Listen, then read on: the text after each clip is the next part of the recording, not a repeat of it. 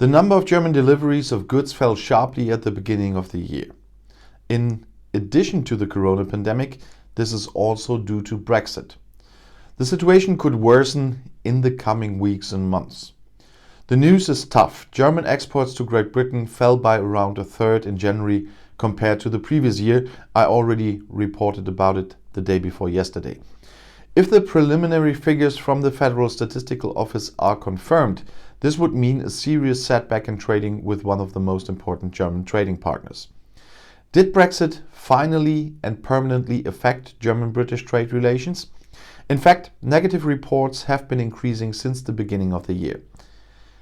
Then, after the formal Brexit on January 31st in 2020, the transition period came to an end, during which hardly anything changed in practice in relations between Great Britain and the EU. A flood of problems followed. Many of them are related to the red tape that has been required since the turn of the year. In mid-January, for example, DB Schenker, the logistics subsidiary of Deutsche Bahn, temporarily stopped accepting shipments to Great Britain. And the reason was only a tenth of all shipments were provided with the correct papers, the company explained. The employees in Great Britain were no longer able to research the missing data. The parcel service DPD also temporarily stopped all shipments between Great Britain and the EU. In Great Britain, reports of customers who had to wait weeks for their goods after shopping online at European retailers increased. Some of them were horrified to find that they also had to pay high amounts of import duties. According to the Free Trade Agreement, which London and the EU reached after tough negotiations in December, most of the goods traffic between Great Britain and the EU does not require the payment of tariffs. But the new rules are complicated and the bureaucratic effort is often so high that many smaller companies feel overwhelmed. For some industries, the new rules have created barriers that are difficult to overcome. Many German confectionery manufacturers are faced with enormous problems when exporting to Great Britain. According to the BDSI Association, 1 in 3 companies that regularly ship to the UK recently reported significant problems. 58% of the companies were bothered by the new customs formalities, according to a statement by the association. Around 1 in 8 of them fear that their products will temporarily not be available on the shelves of the UK grocery store due to the new logistics problems. And around 1 in 10 companies has completely stopped deliveries to the UK. One of the biggest hurdles? The new rules of origin. This can lead to customs duties being due and tariffs as well if finished products contain too many ingredients or components that originate outside the EU, as is often the case with chocolate, for example. The EU protected many interests in the rules of origins in the area of agricultural products, said BDSI boss Carsten Bernot. But that was clearly at the expense of the medium-sized processing industry. And now they are drowning in bureaucracy, as they call it. The decline in German exports to Great Britain in January was not only due to the new rules, believes Ulrich Hoppe, head of the German-British Chamber of Commerce and Industry in London. The decline is largely due to Brexit-related stocks at the end of the transition phase and the coronavirus measures. In other words, because many companies in Great Britain filled their warehouses at the end of the year to be prepared for all eventualities, fewer deliveries were necessary in January. And the corona measures were tightened significantly at the turn of the year after the more contagious British corona variant was discovered in the southeast of England. Nonetheless, the trade links between the UK and Germany will also be less close in the medium term, adds Hoppe. Adam Schutte is the managing director of the transport company Exact Logistics in Rugby near Birmingham, which specializes in transporting goods of all kinds from Germany to Great Britain.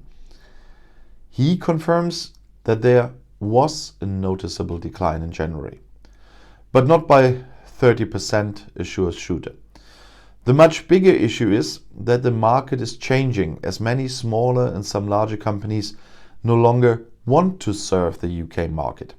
Indeed, there are increasing reports that smaller companies in particular who only want to ship a few pallets of goods are facing increasing difficulties. Since the turn of the year, many drivers have been refusing to transport different goods in one and the same truck due to the great bureaucratic effort. Rod McKenzie of the Road Haulage Association told the Financial Times that such groupage shipments were the hardest nut to crack, as he calls it. Companies that can't fill a whole truck with their goods would face a serious problem. For these smaller companies, the bureaucratic effort is becoming, as he calls it, a nightmare. There is no end in sight to the current difficulties. On the contrary, unlike their European counterparts, the British border guards are currently still doing without most of the checks and controls. The grace period should end on April 1st, and then it's going to get fun. Routine inspections of animal and vegetable products from the EU should then begin at a time when fruit and vegetable imports from southern Europe are increasing significantly. From July onwards, importers will have to provide full customs forms for incoming deliveries as soon as their ordered goods arrive in the UK. They can currently submit these documents months later. There is a risk of additional difficulties and delays. Critics complain that Great Britain does not have enough customs officers to master the new checks and controls. Industry insiders fear that a disaster is brewing. And just one word to the thing with the new rules. I'm citing a lot of people here that always say new rules. But a lot of those rules I'm talking about in my videos are only new to Britain because of Brexit. They are not rules in the general meaning of the word. They are in many cases quite old, and in many cases were set up with the help of the UK while it was a member. And that goes for the shellfish stuff, and it goes for a lot of those regulations they have to face now.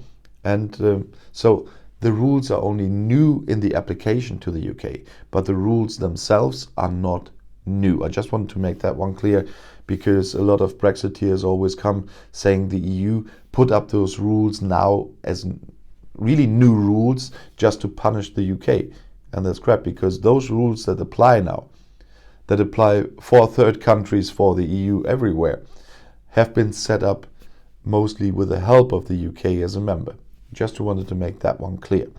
And the thing is, I wanted to talk about this today because the rules of origin thing, that rule goes both ways.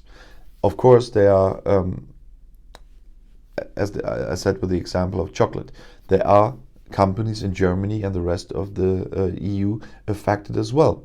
Nobody ever said this will only harm the UK. From the beginning, my colleagues and I said, the reasonable ones, that this will damage both sides. And now, after the turn of the year and the end of the transition period, that is exactly what we see. And I won't change my mind on that one. Brexit was an absolutely bad decision for both sides. Only one side had a say in this, of course, because they were all sovereign countries and could, as a sovereign country, make that unilateral decision. And if you want to stay informed, please subscribe to my channel and to my other channels. I'll see you in my next video. Auf Wiedersehen.